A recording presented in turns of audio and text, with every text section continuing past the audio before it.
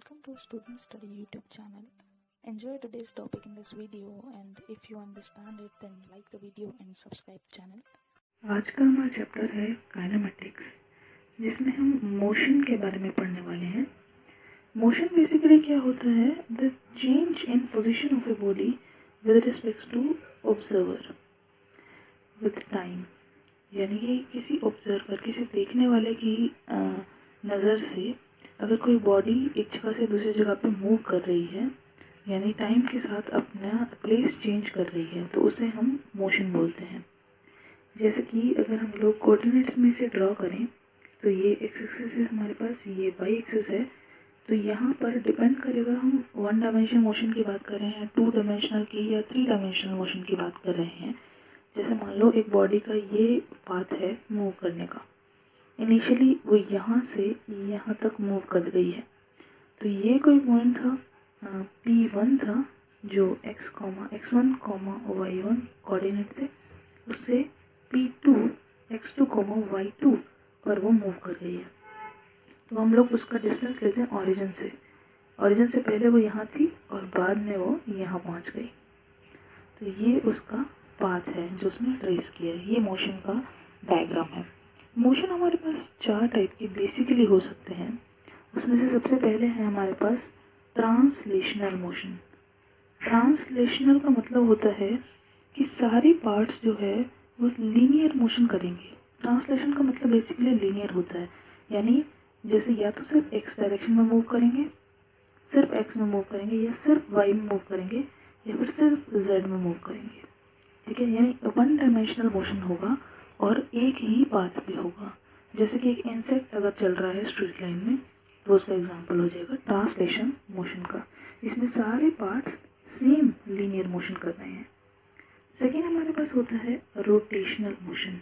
Rotational, अच्छा, linear motion में जैसे हम लोग एक एग्जांपल अगर लें तो लीनियर मोशन में क्या होता है हमारे पास, जैसे मान लो एक ट्रेन है ये, या फिर एक बस है, ठीक है, उसका ये पोर्शन ए है, ये पोर्शन बी है।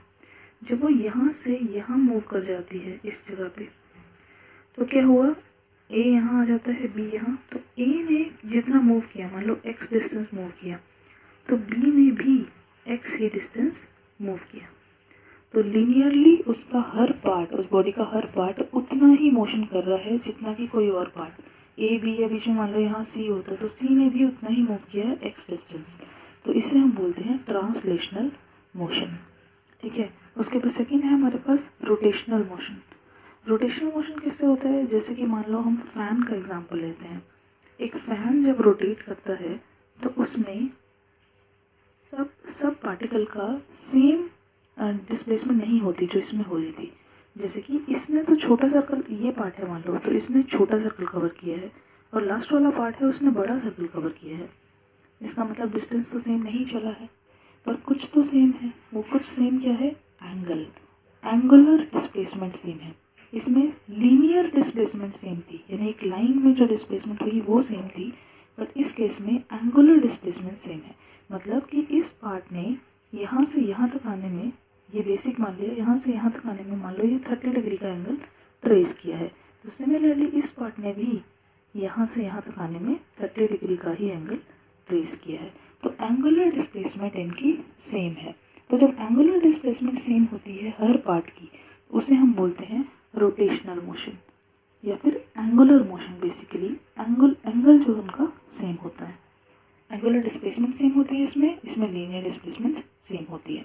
थर्ड हमारे पास आता है वाइब्रेशनल मोशन। वाइब्रेशनल मोशन क्या होता है, जैसे कि मान लो एक पेंडुलम है, तो वो अपनी मीन पोजीशन से एक तरफ मैक्सिमम जाता है, फिर सेकंड तरफ मैक्सिमम जाता है, यानी to and fro motion is called vibrational motion. उसके बाद हमारे पास लास्ट मोशन आता है रोलिंग मोशन। रोलिंग मोशन में क्या होता है, जैसे फॉर एग्जांपल एक बॉल है, एक बॉल यहाँ से यहाँ मूव करती है ए से बी में। अब वो सिर्फ लीनियर मूव नहीं कर रही है, ऐसे भी घूम रही है और आगे भी बढ़ रही है, डबल मोशन है उसके पास, यानी कि combination of translational and rotational motion. जो ट्रांसलेशनल और रोटेशनल को मिला के बनता है उसे हम रोलिंग मोशन बोलते हैं। तो ये 4 टाइप के बेसिक मोशंस होते हैं। इनके अलावा हम क्लासिफिकेशन कर सकते हैं 1 डायमेंशन, 2 डायमेंशन और 3 डायमेंशन में। 1 डायमेंशन, 2 डायमेंशन और 3 डायमेंशन। तो 1 डायमेंशन क्या होगा, जैसे कि सिर्फ एक्स एक्सिस पे जो लीनियर मोशन की बात की, अगर लीनियर मोशन एक ही एक्सिस पर हुआ तो वो 1 डायमेंशन मोशन होगा। या तो हम एक्स में बात करेंगे या वाई में या फिर सिर्फ जेड में बात करेंगे तो वो 1 डायमेंशन मोशन होगा, जैसे इंसेक्ट का मूवमेंट हो गया। 2 डायमेंशन मोशन क्या होगा, जैसे कैरम बोर्ड में जो स्टाइगर वगैरह मूव करता है उसमें क्या रहता है कि सिर्फ 2D में मूव करेगा। या फिर हम बोर्ड की बात करें तो बोर्ड के बाहर नहीं लिख सकते, सिर्फ एक्स एक्सिस में लिख रहे हैं और वाई एक्सिस में लिख रहे हैं। तो ये हो गया 2 डायमेंशनल मोशन जो 3D में नहीं आ सकता। ओके, उसके बाद 3rd डायमेंशन, 3 डायमेंशन का मोशन हो गया, कोई भी इंसेक्ट अगर फ्लाई कर रहा है या कोई बॉल आपने हिट की तो फुटबॉल ऊपर गई तो वो हो जाएगा 3 डायमेंशन मोशन, जो एक्स, वाई और जेड तीनों डायरेक्शंस को कवर कर रहा है। तो ये दूसरी क्लासिफिकेशन होती है मोशन की, 1 डायमेंशन, 2 डायमेंशन और 3 डायमेंशंस। हम कुछ बेसिक टर्म्स पढ़ने वाले हैं। तो सबसे पहले हम 1 डायमेंशनल मोशन में पढ़ेंगे उन बेसिक टर्म्स को, फिर प्रोसीड करेंगे 2 डायमेंशन पे। मान लो एक स्ट्रेट लाइन है, उस पर एक बॉडी मूव करती है। यहाँ पर टाइम 0 टाइम पर वो पोजीशन थी x is equal to x1। Okay, यहाँ पर टाइम 1 ले लो, टाइम 0 नहीं, टाइम 1 है। 1 टाइम पे बॉडी की पोजीशन थी x is equal to x1। तो वो मूव कर गई स्ट्रेट लाइन में 1 डायमेंशन मोशन में, लीनियर मोशन करती हुई। Time t is equal to t2 पे वो पहुंच गई position x is equal to x2 पर। तो इस केस में हम लोग क्या क्या फाइंड आउट कर सकते हैं। सबसे पहले हम फाइंड आउट कर सकते हैं एवरेज वेलोसिटी।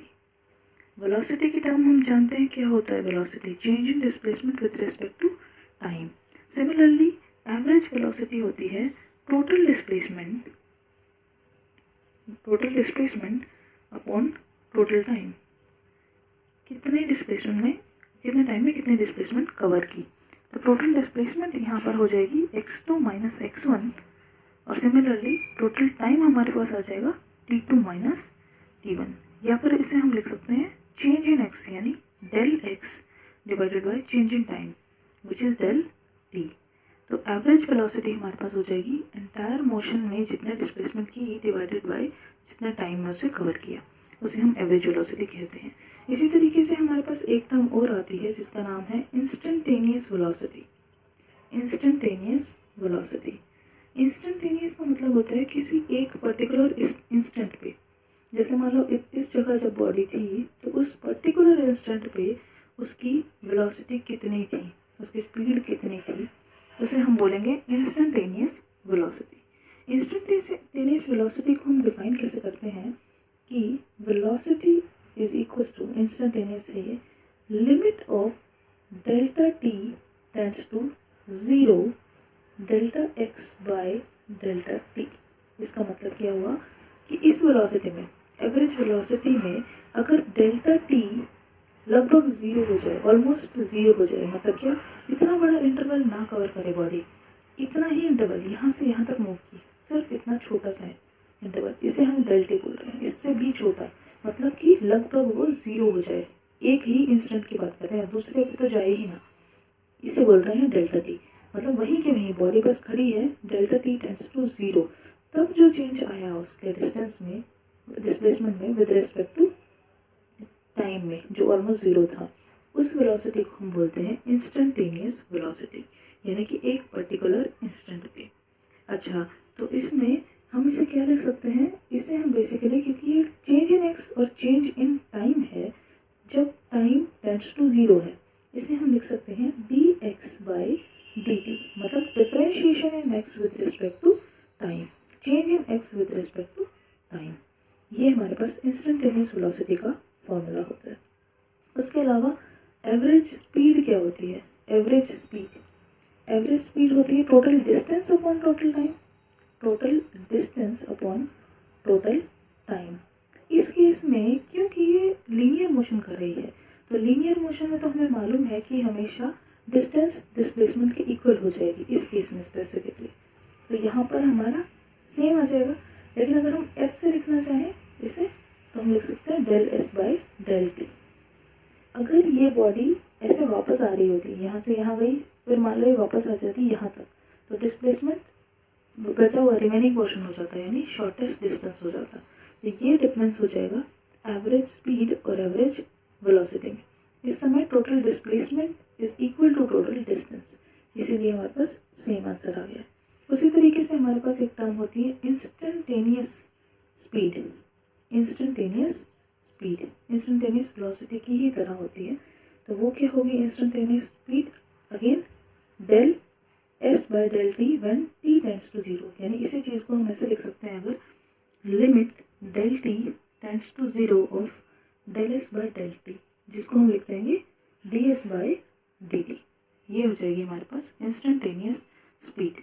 अच्छा, अगर हम लोग बात करें कि एवरेज स्पीड और एवरेज वेलोसिटी कौन बड़ा होगा कौन छोटा होगा, तो कैसे पता लगेगा? देखो, हमें इसमें बस ये पता होना चाहिए डिस्टेंस और डिस्प्लेसमेंट का कॉन्सेप्ट। हम लोग ये बात जानते हैं कि डिस्टेंस जो है या तो बड़ा हो सकता है या इक्वल हो सकता है डिस्प्लेसमेंट के। जैसे अगर स्ट्रेट मूव किया तो डिस्टेंस इक्वल है। मान लो डिस्टेंस बॉडी यहाँ जाकर यहाँ वापस आ गई इधर, तो जो डिस्टेंस कवर किया ये x और x मान लेते हैं, तो डिस्टेंस हो गया 2x प्लस x यानी 3x, जबकि डिस्प्लेसमेंट शॉर्टेस्ट डिस्टेंस यानी सिर्फ x हो जाएगी। इसका मतलब displacement is less than equal to distance. Distance हमेशा या तो बड़ा होगा या छोटा होगा। तो डिस्प्लेसमेंट वाली वेलोसिटी कौन सी है? एवरेज वेलोसिटी, और डिस्टेंस वाला एवरेज स्पीड। तो यहाँ से कंक्लूजन निकलता है कि average velocity is less than equal to average speed. ये हमारे पास हमें ध्यान रखना है कि एवरेज वेलोसिटी हमेशा लेस देन इक्वल टू होती है एवरेज स्पीड के, क्योंकि displacement is less than equal to distance. Okay, अब हम बात कर रहे हैं टू डायमेंशनल मोशन के बारे में, जिसमें बॉडी दो डायरेक्शन में मूव करेगी। जैसे यहाँ पर x और y लिया है और दोनों में एक साथ मूव करेगी बॉडी। फॉर एग्जाम्पल, एक बॉडी यहाँ से यहाँ मूव करती है, मान लो पहले यहाँ थी और फिर मूव करते करते यहाँ पहुँच गई, तो इसने x और y दोनों डायरेक्शन में मोशन किया है। इसको हम मेजर करने के लिए ओरिजिन की हेल्प लेते हैं और वेक्टर से काम करते हैं हम लोग इसमें। जैसे हमने माना कि t इज इक्वल्स टू 0 पे बॉडी यहाँ थी और t is equals to t time पे बॉडी यहाँ पहुँच गई, तो ये डिस्टेंस उसने कवर किया है इस डायरेक्शन में। अच्छा, ये डिस्टेंस है तो डिस्प्लेसमेंट क्या होगी? शॉर्टेस्ट डिस्टेंस, यानी ये हो जाएगी डिस्प्लेसमेंट। ओके, अगर हम इसे मेजर करना चाहते हैं हम वेक्टर अलजेब्रा का यूज़ करेंगे। तो हम एक वेक्टर मानते हैं ओरिजिन से यहाँ तक, इसे लेते हैं r1 वेक्टर, और इसी तरीके से बॉडी की फाइनल पोजीशन के लिए दूसरा वेक्टर लेते हैं r2 वेक्टर, ठीक है, और डिस्प्लेसमेंट को ले लेते हैं डेल्टा r वेक्टर। तो वेक्टर एडिशन से हम लोग ये बात जानते हैं कि वेक्टर का हेड से वेक्टर के टेल को ज्वाइन करने पर ये रिजल्ट हमारे पास आ रहा है। तो हम लोग यहाँ से लिख सकते हैं r1 plus delta r is equals to r2, जहाँ पर डेल्टा r हमारे पास है डिस्प्लेसमेंट है। अब हम वही बेसिक टर्म्स के बारे में यहाँ पे जानने वाले हैं जो कि वन डायमेंशन मोशन में हम लोग ने पढ़ी है। अब उसे टू डायमेंशन मोशन में देखेंगे जो वेक्टर अलजेब्रा की हेल्प से होगी। तो सबसे पहले निकालते हैं डिस्प्लेसमेंट। यहाँ से डिस्प्लेसमेंट अगर फाइंड आउट करेंगे डेल्टा r, तो वो इक्वल हो जाएगी r2 माइनस r1 वेक्टर के। वेक्टर वही होता है जिसके पास डायरेक्शन भी हो और मैग्नीट्यूड भी हो। तो डिस्प्लेसमेंट हो जाएगी delta r is equals to r2 minus r1। उसके बाद हम लोग देखते हैं ये जो r1 है ये कैसे डिफाइन हो रहा है। देखो, r1 इस पॉइंट पे है, r2 इस पॉइंट पे है। इस पॉइंट पे मान लो कोऑर्डिनेट्स हमारे पास x1, y1 है और इस पर कोऑर्डिनेट x2, y2 है।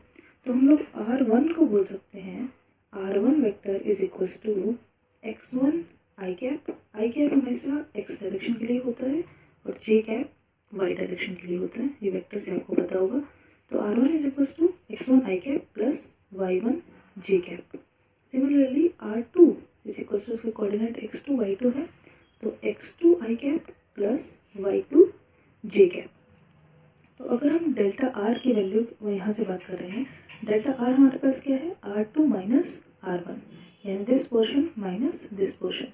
तो x2 माइनस x1 आई कैप कॉमन आ जाएगा, प्लस y2 माइनस y1 जे कैप। डिस्प्लेसमेंट को हम इस तरीके से 2 डायमेंशन में लिख सकते हैं।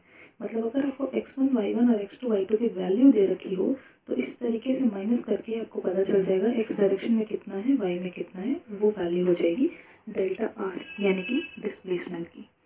अब हम बात करते हैं नेक्स्ट टर्म जो कि थी एवरेज वेलोसिटी। एवरेज वेलोसिटी हमने पढ़ा था, वो था डेल डिस्प्लेसमेंट बाय टाइम, यानी del r by del t. हम ये जान चुके हैं। यहाँ पर वेक्टर है तो वेक्टर सिंबल लगा दीजिए। तो del r by del t हमारे पास क्या होगा, डेल आर देखो x में डिस्प्लेस कर रहा है और y में डिस्प्लेस कर रहा है, तो हम इसे लिख सकते हैं डेल x आई कैप प्लस डेल y जे कैप। यहाँ से डेल आर को लिख सकती हो डेल x आई कैप प्लस डेल y जे कैप, क्योंकि इस समय x में भी अलग डिस्प्लेसमेंट हो रहा है, y में भी हो रहा है। तो यहाँ पर हम लोग क्या लिख देंगे, इसे del x by del T I cap में plus del y by del T J cap में।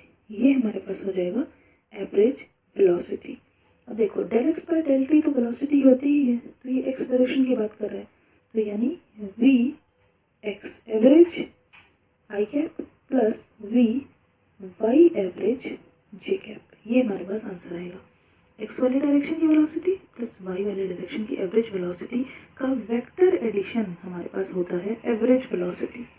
वेक्टर का मैग्नीट्यूड हम लोग कैसे निकालते हैं ये आपको पता होना चाहिए, under root this square plus this square करके। ठीक है, इंस्टेंटेनियस में देखते हैं ये चीज़। अगला हमारे पास होगा इंस्टेंटेनियस वेलोसिटी। इंस्टेंटेनियस वेलोसिटी क्या होती है, किसी एक पर्टिकुलर इंस्टेंट पे जो हम निकालते हैं, और इसे हम कैसे लिखते हैं, v इज इक्वल्स टू limit delta T tends to 0 of average velocity. इसका मतलब limit delta T tends to 0 of del x by del t in I cap, यही वाली इक्वेशन आ जाएगी, plus del y by del t in J cap. ये हमारे पास किसी instant पे वेलोसिटी होगी, यानी इंस्टेंटेनियस वेलोसिटी होगी। इसे हम क्या लिख सकते हैं, del x by del t को डी एक्स भी लिख सकते हैं, हमने अभी देखा था। एक्चुअल में डेल एक्स या डेल टी का यहाँ पर मतलब क्या होगा कि मान लो ये डेल एक्स क्या होगा, यहाँ से यहाँ तक, या डेल आर में अगर बात करूँ तो डेल आर यहाँ से यहाँ तक मूव करने की डिस्प्लेसमेंट है। इसको हम लोग क्या बोलना चाह रहे हैं कि जीरो टाइम में मान लो ये बॉडी यहाँ से यहाँ मूव करे, सिर्फ इतना पोर्शन अगर मूव करे तो हमारे पास देखो इतने ही डिस्टेंस आएगा और डिस्प्लेसमेंट भी ऑलमोस्ट इतना ही हो जाएगा, दोनों इक्वल हो जाएंगे। तब हम कहेंगे कि ये डेल आर टेंड्स टू 0 है। 0 नहीं मतलब डिस्प्लेसमेंट के इक्वल है। डिस्टेंस और डिस्प्लेसमेंट इक्वल हो जाएंगे अगर टाइम टेंड्स टू 0 हो जाएगा ऑलमोस्ट। तो इसको हम लोग यहाँ से लिख सकते हैं इज इक्वल्स टू, क्योंकि हमने लिखा है limits delta T tends to 0 of del x by del T, तो हम सीधे इसको D X by D T लिख सकते हैं in I cap plus D Y by D T in J cap लिख सकते हैं।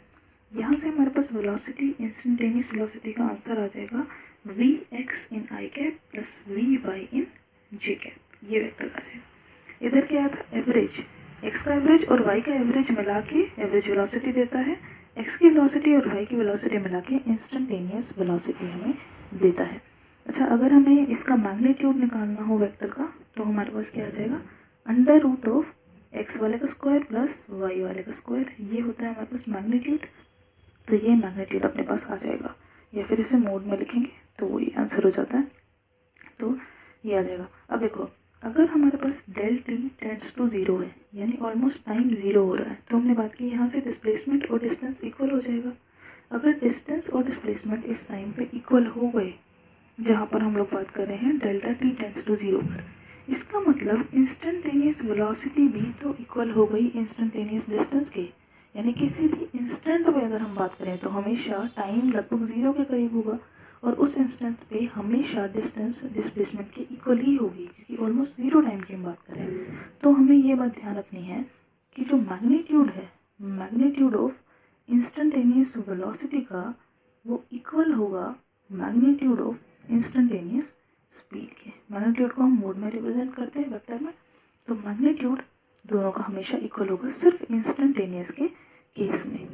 अच्छा, मैग्नीट्यूड ही इक्वल बोल रहे हैं, डायरेक्शन इक्वल क्यों नहीं बोल रहे हैं? क्योंकि देखो स्पीड की तो वैसे भी डायरेक्शन नहीं होती है, और अगर हम बात करें डायरेक्शन वेलोसिटी की क्या होगी, तो वही होती है जो डिस्प्लेसमेंट की डायरेक्शन होती है, वही स्पीड की या वेलोसिटी की डायरेक्शन होती है। ठीक है, और किसी इंस्टेंट पर डायरेक्शन क्या होती है? टेंजेंशियल डायरेक्शन होती है। मतलब मान लो मैं यहाँ पर बात करूँ तो इसके टेंजेंट में, टेंजेंट ड्रॉ करेंगे वो डायरेक्शन हुई, इधर ड्रॉ करोगे तो ये डायरेक्शन होगी, इधर ड्रॉ करोगे ये डायरेक्शन होगी। इस तरीके से टेंजेंट में हमेशा इसकी डायरेक्शन रहती है। तो टू डायमेंशन मोशन में हमें समझा बेसिक टर्म्स को, डिस्प्लेसमेंट निकाला है इस फॉर्मूला से, फिर एवरेज वेलोसिटी, इंस्टेंटेनियस वेलोसिटी और एवरेज स्पीड और इंस्टेंटेनियस स्पीड निकालने के लिए डिस्प्लेसमेंट की जगह हम डिस्टेंस को यूज़ कर लेंगे। डिस्टेंस निकालने का बेसिकली नहीं रहता है 2D में, क्योंकि इधर आपको कर्व मोशन होगा, तो कुछ सिमेट्रिक फिगर ही रहेगा अगर ऐसा कुछ दिया जाएगा। तो अभी क्वेश्चन देखते हैं इस पर। क्वेश्चन है, let a body moves in x direction with change in x coordinate as x is equal to 4t minus t square. Find displacement and distance from t is equal to 0 to t is equal to 3 seconds. हमें क्या करना है? t is equal to 0 से 3 seconds के अंदर इस interval में हमें एक तो डिस्टेंस फाइंड आउट करना है और एक डिस्प्लेसमेंट फाइंड आउट करनी है, जबकि हमें ये पता है कि बॉडी का कोऑर्डिनेट टाइम के रिस्पेक्ट में कैसे चेंज कर रहा है, टाइम के साथ साथ कैसे चेंज कर रहा है। तो हम सीधे नहीं लिखेंगे कि पुट करके लिख दिया, एक बार निकाल के देखते हैं इसका सोल्यूशन। जब हम करेंगे तो सबसे पहले अगर हम पुट करते हैं x को 0, मतलब t को 0, sorry t is equal to 0 पे अगर हम देखें कोऑर्डिनेट में क्या चेंज आ रहा है, तो x की वैल्यू क्या हो जाएगी? 4 इंटू 0 माइनस 0, 0 हो जाएगी, 0 मीटर। यहाँ पे ग्राफ बनाते चलते हैं कि t इज इक्वल टू 0 पे x 0 हो गया। अच्छा, उसके बाद हमें 3 तक जाना है। मान लो t इज इक्वल टू 3 को पुट किया तो x की वैल्यू क्या हो जाएगी? 4 into 3 minus 3 square, 12 minus 9 which is equal to 3 metre. तो ये बना लिया t इज इक्वल टू 3 पे x is equal to 3 second पे 3 मीटर। ये आंसर आ गया हमारे पास। ठीक है, अब हमें बताना है कि डिस्टेंस क्या होगा, डिस्प्लेसमेंट क्या होगी। देखो डिस्टेंस तो इतना ही होगा, t इक्वल टू 0 से 3 तक ट्रेवल किया है तो डिस्टेंस कितना हो गया? 3 मीटर। और डिस्प्लेसमेंट भी कितनी हो गई? 3 मीटर, क्योंकि स्ट्रेट लाइन में मूव किया है, स्ट्रेट लाइन में। तो distance is equal to displacement which is equal to 3 metre इस केस में। ठीक है, अगर हमें फाइंड आउट करनी हो इसके बाद अगर कि जो हमने ये बात कही है ये सही है या नहीं है, ऐसा ज़रूरी नहीं है कि डिस्टेंस अगर 3 मीटर चला है तो डिस्प्लेसमेंट 3 मीटर ही हो। ऐसा भी तो हो सकता है कि ये बॉडी यहाँ पे जाके वापस आ गई हो या ये किसी और मोशन में गई हो, वो तो हमें नहीं पता चला। ये हमें सिर्फ डिस्टेंस पता चला है, जो 3 मीटर हमारे पास आया है वो डिस्टेंस है और कुछ डिस्प्लेसमेंट नहीं है। तो डिस्प्लेसमेंट निकालने का हमारे पास कुछ और तरीका होगा। ये हम वेरीफाई करने के लिए क्या करेंगे? हम फाइंड आउट करेंगे वेलोसिटी।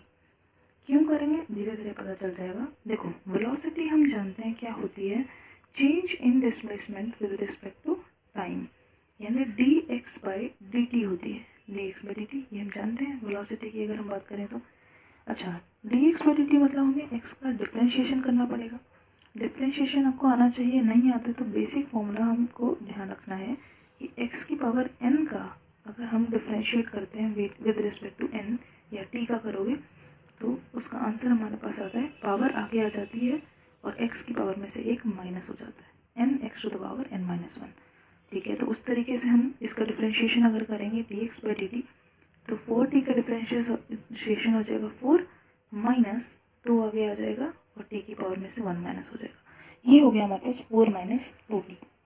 हम लोग वेलोसिटी इसलिए निकाल रहे हैं क्योंकि हम चेंज करना चाहते हैं, ये चेक करना चाहते हैं कोई ऐसी जगह तो नहीं है जहाँ पर वेलोसिटी की वैल्यू 0 हो गई हो। इसका मतलब क्या होगा कि बॉडी मूव कर रही थी, किसी जगह पर रुक गई, उसके बाद उसकी वेलोसिटी नेगेटिव हो गई, यानी वो वापस आने लगी। तो इसलिए हम 0 फाइंड आउट करना चाह रहे हैं कि कहाँ पर वेलोसिटी 0 है। अगर वेलोसिटी 0 है तो इसका मतलब डिस्प्लेसमेंट डिस्टेंस से अलग हो सकती है, वरना सेम होगी। तो इसे 0 पुट करेंगे। 0 पुट किया तो t की वैल्यू अपने पास आ गई 2 सेकेंड्स। 2 सेकेंड्स आ गई, इसका मतलब 2 सेकेंड्स पर जाकर वेलोसिटी 0 हो गई, पर हमारा ग्राफ ये नहीं बोल रहा। वो बोल रहा है टी इक्वल टू 0 से 3 तक वो सीधे मूव करती रही, 3 मीटर तक पहुंच गई। इसका मतलब ये गलत है। 2 सेकेंड्स पर तो अगर यहाँ पर मान लो T is equal to 2 seconds था तो वेलोसिटी तो 0 हो जानी चाहिए थी, यहाँ पर रुकना चाहिए बॉडी को। ठीक है, इसका मतलब हमें क्या करना पड़ेगा, टी इक्वल टू 2 पे एक बार चेक करना होगा कि एक्स की वैल्यू क्या आती है। टी इक्वल टू 2 पुट करो और एक्स की वैल्यू देखो। अब x is equal to 4 into 2 minus 2 square which is 4। 8 minus 4 is 4 metre. ये देखो ये हो क्या गड़बड़, ये आया था 3 मीटर टी इक्वल टू 3 पे और अब आई 4 मीटर। इसका मतलब क्या हो रहा है, यहाँ से यहाँ तक ये है 4 मीटर, टी इक्वल टू 0 से 2 तक चली वो 4 मीटर, ये है गलत। उसके बाद बॉडी वापस आने लगी, ये रिवर्स डायरेक्शन में आ रही है। रिवर्स में आके वो पहुंची टी इक्वल टू 3 पे। टी इक्वल टू 3 पे उसने कितना डिस्प्लेसमेंट किया था, 3 मीटर, यानी यहाँ से यहाँ तक उसने चला है 1 मीटर। ये हो जाएगा इसका क्लियर डायग्राम कि टी इक्वल टू 0 पे एक्स इज इक्वल टू 0 था, उसके बाद टी इज इक्वल टू 2 तक वो सीधे मूव की और एक्स 4 मीटर हो गया। उसके बाद बॉडी वापस आने लगी, टी इक्वल टू 3 पर जब वो आई तो डिस्प्लेसमेंट 3 हो गया। कैसे डिस्प्लेसमेंट 3 हो गया, ये 1 मीटर था तो उसने कितना चला 2, यहाँ से यहाँ तक चला कितना मीटर, 4 मीटर, ये है 4 मीटर और यह वापस आ गई 1 मीटर पे, तो ये बचा कितना 3 मीटर। तो डिस्प्लेसमेंट कितना आया हमारे पास 3 मीटर, पर डिस्टेंस कितना आया, डिस्टेंस तो हमारे पास आ गया 4 + 1 5 मीटर। तो यहाँ से डिस्टेंस हमारे पास आ जाएगा 5 मीटर और डिस्प्लेसमेंट हमारे पास आ जाएगी 3 मीटर। ये आंसर होगा हमारे पास। ऐसे क्वेश्चंस में जब भी हमें डिस्टेंस या डिस्प्लेसमेंट फाइंड आउट करनी हो तो हमें वेलोसिटी की हेल्प लेनी होगी और ये देखना होगा कि वेलोसिटी कहीं पे 0 तो नहीं हो रही। अगर हो रही है तभी वो अपनी डायरेक्शन चेंज कर सकती है और बॉडी वापस आने की पॉसिबिलिटी बन सकती है, वरना सीधे सीधे हमारे पास जो आंसर आया था वही सही हो जाता है, ये 3 मीटर, जबकि ये आंसर हमारे पास गलत है। सही क्या है कि डिस्टेंस है, डिस्प्लेसमेंट है 4 मीटर और डिस्टेंस है 5 मीटर। ठीक है, इस तरीके से हमारे पास आंसर आ गया, डिस्प्लेसमेंट 3 मीटर और डिस्टेंस 5 मीटर। इस तरीके से अगर हमें एवरेज नहीं, अगर हमें सीधे वेलोसिटी या स्पीड निकालनी हो तो हम लोग क्या करेंगे, वेलोसिटी के लिए यूज़ करेंगे डिस्प्लेसमेंट को और स्पीड के लिए यूज़ करेंगे डिस्टेंस को। तो इस तरीके से हम फाइंड आउट कर सकते हैं। नेक्स्ट क्वेश्चन देखते हैं। क्वेश्चन है हमारे पास, a body revolving in a circle of radius R. एक बॉडी आर रेडियस के सर्कल में रिवॉल्व कर रही है, तो find the average velocity if it moves with constant speed v from A to B. अगर ए से बी जा रही है v स्पीड के साथ जो कि कांस्टेंट है, तो हमें बतानी है वेलोसिटी कितनी होगी। अब ये नहीं कहना है कि वेलोसिटी 0 हो जाएगी क्योंकि स्पीड कांस्टेंट है, नहीं, क्योंकि डायरेक्शन भी तो होती है ना, तो इसलिए वेलोसिटी हम निकाल सकते हैं यहाँ से। देखो कांस्टेंट वेलोसिटी से अगर मूव कर रही है, कांस्टेंट स्पीड से अगर मूव कर रही है ए से बी तक, तो डिस्टेंस कवर किया है ये वाला, लेकिन हम लोग इस समय वेलोसिटी की बात कर रहे हैं। वेलोसिटी आती है डिस्प्लेसमेंट से, डिस्टेंस से नहीं आती है। तो इस फिगर में हमें डिस्टेंस नहीं चाहिए, हमें क्या चाहिए, डिस्प्लेसमेंट चाहिए। डिस्प्लेसमेंट हो जाएगी यहाँ से यहाँ तक जाने में शॉर्टेस्ट पाथ, यानी ये हमारे पास डिस्प्लेसमेंट हो जाएगी। इसने हमें बोला है कि ये आर है रेडियस, तो यहाँ से भी आर होगा, तो डिस्प्लेसमेंट क्या हो जाएगी, √² + दिस स्क्वायर पाइथागोरस से, तो ये हमारे पास आ जाएगा डेल आर है, ये मान लो this is del R. Del R की वैल्यू हमारे पास क्या हो जाएगी, √r² + r² which is √2r² which is equal to √2 times of r। ये हो जाएगा हमारे पास डिस्प्लेसमेंट। एवरेज वेलोसिटी के लिए हमें चाहिए क्या, एवरेज वेलोसिटी के लिए हमें चाहिए displacement, change in displacement with respect to time, delta t चाहिए, चेंज इन टाइम चाहिए। टाइम नहीं है हमारे पास, तो टाइम निकालना होगा। टाइम कैसे निकालेंगे, स्टैंडर्ड फॉर्मूला से। टाइम होता है क्या, distance by speed, distance by speed. बोला गया है कि स्पीड तो कांस्टेंट है v, लिख देते हैं। डिस्टेंस पता करना है, यहाँ से यहाँ तक जाने में डिस्टेंस कितना होगा, पूरा रेडियस का सर्कमफेरेंस होता है 2πr और ये है उसका 1/4, तो 2πr का 1/4, तो इट बिकम्स πr/2। तो डिस्टेंस इज πr/2। तो टाइम ये हो गया πr/2v, इसको यहाँ पे हमें पुट करना है। डेल आर देखो √2r डिवाइडेड बाय πr/v, ये कैंसिल हो जाएगा, आंसर बिकम्स √2v/2। पाई। ये हमारे पास आ जाएगा average velocity. Pi r by 2v है, तो ये 2√2v पर पाई, ये हमारे पास आ जाएगा आंसर। ठीक है, ये हो जाएगी एवरेज वेलोसिटी। तो हमने सिंपली फाइंड आउट की। अब देखो, अगर मुझे ए से सी तक फाइंड आउट करनी होती है, सी मान लेते हैं, अगर ए से सी तक फाइंड आउट करना होता तो क्या होता अपने पास, तो डिस्टेंस और डिस्प्लेसमेंट, डिस्टेंस हो जाता हमारे पास 2πr का हाफ, यानी πr हो जाता डिस्टेंस, और डिस्प्लेसमेंट होती r + r 2r। ठीक है, तो हम उसी तरीके से पुट करके इसे भी निकाल लेते हैं। अगर बॉडी ए से मूव करके ए पर वापस आ जाती तब क्या होती है एवरेज वेलोसिटी, उस केस में एवरेज वेलोसिटी 0 हो जाती। 0 क्यों हो जाती, क्योंकि डिस्टेंस तो पूरा 2πr कवर कर लिया है, पर डिस्प्लेसमेंट क्या है, 0 हो गई है, शॉर्टेस्ट पाथ 0 हो गया है, तो वहाँ से वेलोसिटी हमारे पास 0 हो जाती है। इस तरीके से हम इन क्वेश्चंस के साथ डील करेंगे। तो आज के लिए इतना ही। Thank you very much.